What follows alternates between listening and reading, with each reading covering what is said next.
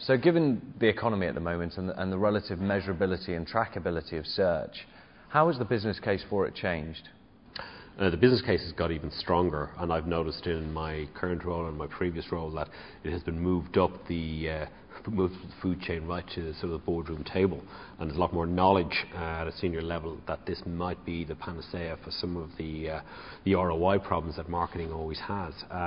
People are a lot more prepared to go and put dollars on the line to go and make this happen, and particularly in the particular context of where in many companies, small and large, purchase orders are being taken away from the responsibility of the marketing person and going right up as far as the CEO, because they want to control cash flow. So therefore the business case only works when you go and say, if you're going to spend X, Y will happen. Whereas if we go in above the line, we spend X, we don't know if Y is going to happen. I mean, today you're talking about kind of using paid and natural search together. How do people go about sort of identifying what proportion of each they should use for them? Again, it depends on the proposition and the customer. So if you've got a product that has a very long consideration funnel, you definitely don't want to be touching the customer with PPC adverts every step of that transactional path.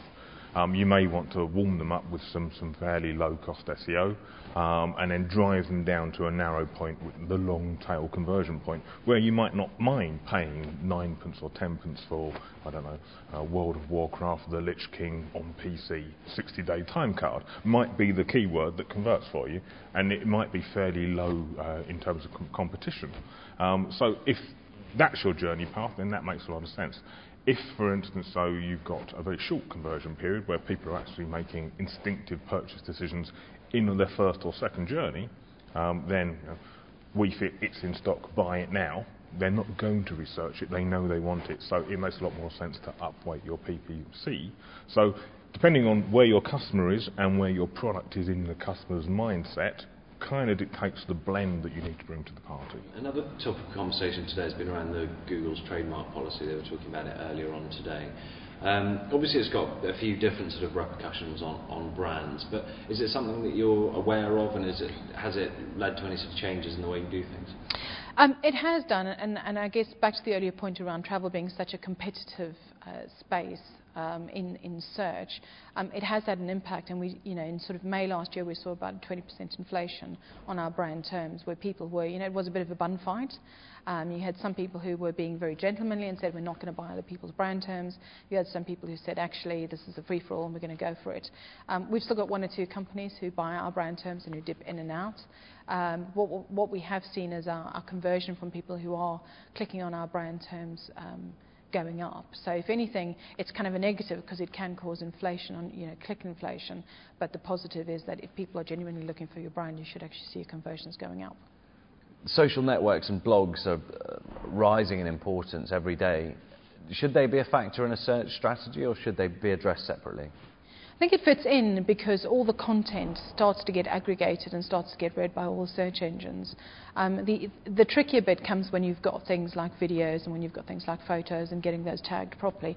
But certainly from a pure word and a content perspective, those will get indexed really, really quickly. And that's both good and bad for a brand, because obviously if somebody's saying something negative about you, that'll get indexed too. But they are increasing in relevance and importance. And the good thing is if you can embrace blogs and work with them and get all the links back to your site, again, it increases your quality score, increases your relevancy score, and helps you with search overall. So getting into it, does it work? The reason I'm getting into some specifics here, that was the result of the pay-per-click campaign in the middle of July. Don't worry about the numbers at the moment. We turned it off, and you can see the actual visits just stopped stone dead. Actually stopped by 22%.